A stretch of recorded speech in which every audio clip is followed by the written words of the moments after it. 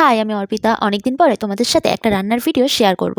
আজকে আমি রান্না করব বকলির তরকারি। এটা বড়লোকদের বকলি আর গরিবদের সবুজ ফুলকপি। তো আমি তো সবুজ ফুলকপি বলি, তোমরা কে কী বলো জানিও। তো বকলিগুলো আমি একটু গরম জল করে হালকা একটু ভাপিয়ে নেব। এখানে কিন্তু আমি এটা সেদ্ধ করব না। তো এখানে আমি বকলিটা রান্না করার জন্য নিয়ে নিয়েছি আলু, পেঁয়াজ কুচি, আদা রসুন টমেটো পেস্ট আর কয়েক টুকরো টমেটো গোটা কুচিয়ে নিয়েছি।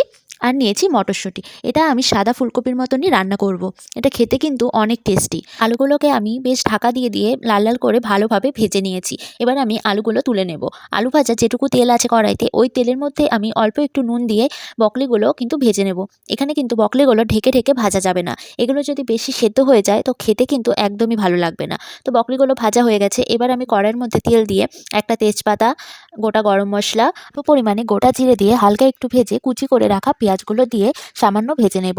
তো হালকা ভাজা হয়ে গেলে এতে আমি পেস্ট করে রাখা টমেটো, পেঁয়াজ, আদা, কাঁচা লঙ্কাটা দিয়ে দেব।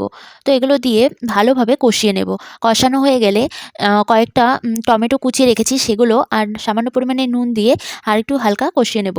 তো কষানো হয়ে গেলে এর মধ্যে আমি রোজকার যে মশলাগুলো লাগে হলুদ গুঁড়ো, জিরে গুঁড়ো, লঙ্কার গুঁড়ো দিয়ে হালকা একটু নাড়িয়ে চাড়িয়ে এর মধ্যে সামান্য পরিমাণে জল দিয়ে দেবো।